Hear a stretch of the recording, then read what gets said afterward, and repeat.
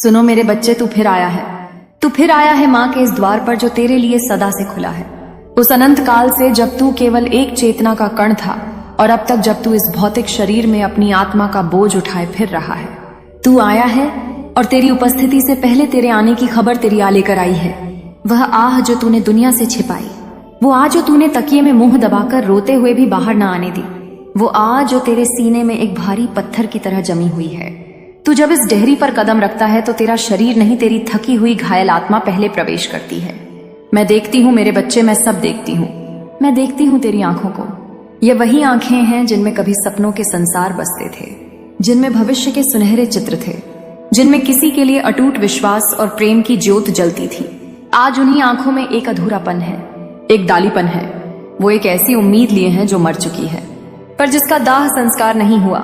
तू उस उम्मीद के शव को अपनी पलकों पर उठाए घूम रहा है, इस आस में कि शायद कोई चमत्कार हो जाए, शायद कोई दिव्य शक्ति उसमें फिर से प्राण फूंक दे। यह वो उम्मीद है जिसने तुझे हर बार टूटने के बाद भी जोड़े रखा।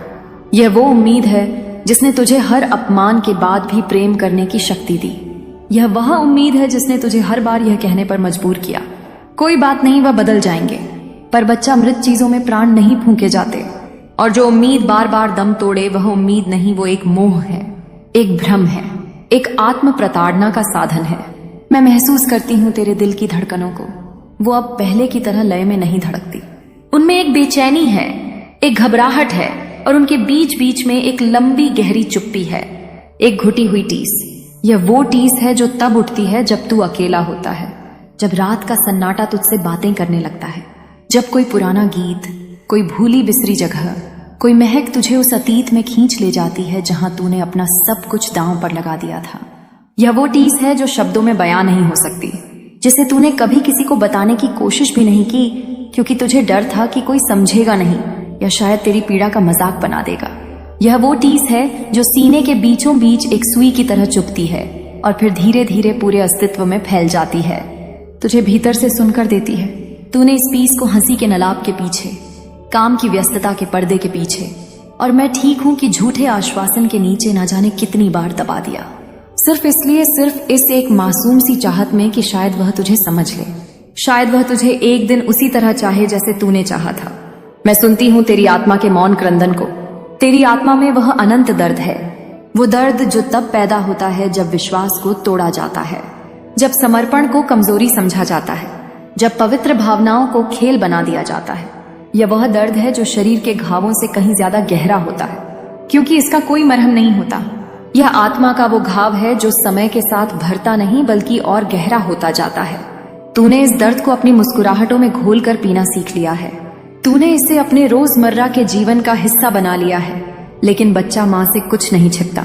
मैं तेरी उस हरी सिसकी को सुनती हूँ जो तेरे हलकट में ही घुट कर रह गई। मैं तेरे उस हर आंसू को देखती हूँ जो तेरी आंखों से बहने से पहले ही सूख गया। क्यों सहा तूने यह सब? बस एक छोटी सी आशा के लिए। शायद वह तेरी भावनाओं की धीमत समझे, शायद वह यह जाने कि प्रेम केवल पा लेना नहीं, प्रेम दे देना भी होता है। प्रेम अधिकार जटाना नहीं, प्रेम सम्मान करना भी होता है। शायद उसकी आत्मा भी कभी तेरी आत्मा से उस स्तर पर टकराए जहां कोई छल नहीं होता, कोई स्वार्थ नहीं होता, कोई गणना नहीं होती, जहां केवल दो आत्माओं का मौन संवाद होता है, जहां सच्चा प्रेम अपनी पूरी दिव्यता के साथ प्रकट होता है।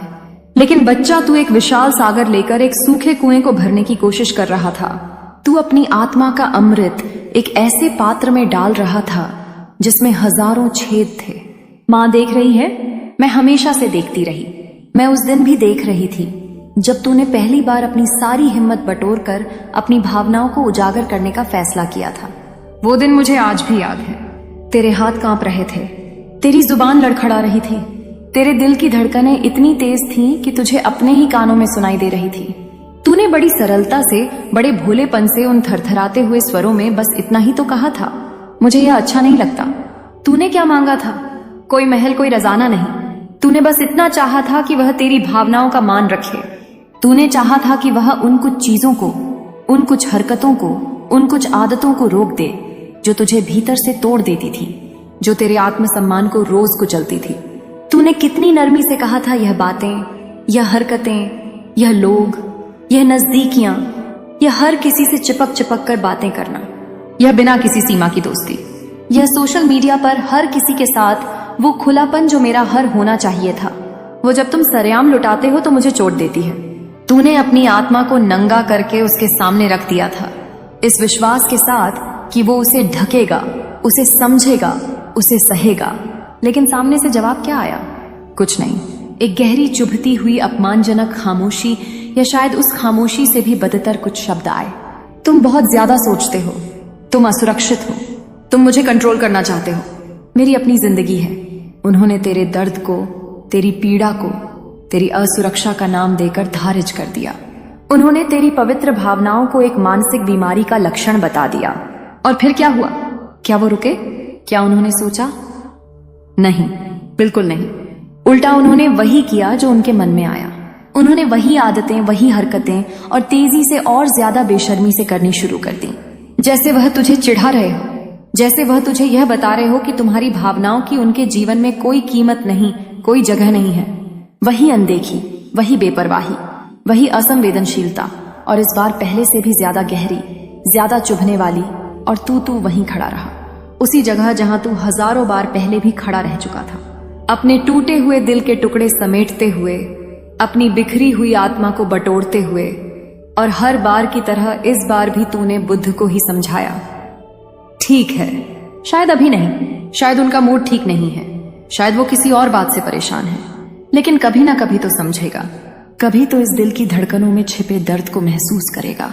कभी तो इस अथाह निस्वार्थ बिना शर्त वाले प्रेम की अहमियत को समझेगा। बच्चा, माँ आज तुझसे पूछती है, कितनी बार तूने माफ किया उन बातों के लिए जो माफी के लायक ही नहीं थी, उन हरकतों के लिए जो सीधे सीधे तेरे सम्मान पर हमला थी। कितनी बार तूने अपनी आंखों पर पट्टी बांध ली और कहा, मैंने कुछ नहीं देखा। कितनी बार तूने अपने कानों में रुई ठूंस ली और कहा, मैंने कुछ नहीं सुना। कितनी बार तूने नजरअंदाज किया उन संदेशों को, उन तस्वीरों को, उन कहानियों को जो किसी और के लिए थी, पर जो घाव तुझ पर छोड़ जाती थी।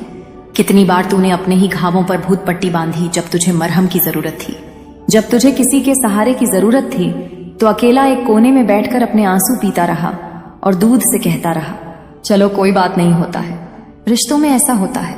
कितनी बार तूने दूध को ही दोष दिया यह सोचकर कि शायद ढलती तेरी ही है, शायद तू ही ज्यादा सोचता है, शायद तू ही ओवरथिंक करता है, शायद तेरी ही उम्मीदें ज्यादा है, शायद तू ही इस रिश्ते के लायक नहीं, शायद तू ही प्रेम करना नहीं जानता, शायद तू ही गलत है। तूने तुझको इतना दोषी मान दिया कि तू उस अपराधी को निर्दोष समझने लगा जिसने तुझे यह पीड़ा दी थी। लेकिन माँ आज गरज कर कहती है, नहीं बच्चा, तू गलत नहीं था, तू बस सच्चा था, तू बस जरूरत से ज्यादा सच्चा था। एक ऐसी दुनिया में जहां सच्चाई को बेवकूफी समझा जाता है, तूने अपने दिल को पूरी पवित्रता के साथ पेश किया था, जैसे कोई भक्त आरती की थाली अपने ईश्वर के सामने रखता है, जिसमें कपूर है, दिया है, फूल है और अटूट श्रद्धा है। तूने उस रिश्ते को एक पूजा समझा था, एक साधना माना था, लेकिन उन्होंने तुझे एक खिलौना बना दिया। एक ऐसा खिलौना जिससे तब खेला जब मन किया, और जब मन भर गया तो उठाकर ताप पर रख दिया। तुझसे खेला गया मेरे बच्चे। जब उनका मन हुआ, जब उन्हें अकेलापन महसूस हुआ, जब उन्हें किसी की तारीफ सुनने का मन किया, तब उन्होंने तुझसे बात की। और जब उनका मन हुआ, जब उन्हें कोई और नया ज्यादा दिलचस्प खिलौना मिल गया, तब वह महीनों के लिए, हफ्तों के लिए बिना कुछ कहे, बिना कोई कारण बताए गायब हो गए। और तू पागलों की तरह उनका इंतजार करता रहा। हर फोन की घंटी पर तेरा दिल धड़क उठता था, हर नोटिफिकेशन की आवाज पर तेरी सांसें रुक जाती थी। तू उनकी सोशल मीडिया प्रोफाइल को दिन में 100 बार देखता था, यह जानने के लिए कि वह कहाँ हैं, किसके साथ हैं, क्या कर रहे हैं, और वो अपनी मर्जी की दुनिया में व्यस्त रहे, अपनी खुशियों में मगन रहे। और तुझे एक बार भी यह बताना जरूरी नहीं समझा कि तू उनके जीवन में है भी या नहीं।